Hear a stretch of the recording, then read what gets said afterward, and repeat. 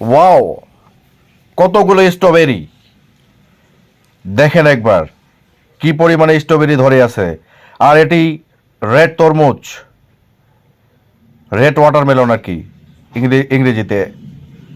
এটি আনারস, 6-7টা আনারস মিলেই, এই যমজ আনারস মিলেই কিন্তু এটা তৈরি হয়েছে। ওটা প্রকৃত আনারস না, এটি সাম্মাম। সাম্মাম এখন বাংলাদেশে পাওয়া যায় বন্ধুরা, বাঙ্গি জাতীয় ফল সাম্মাম।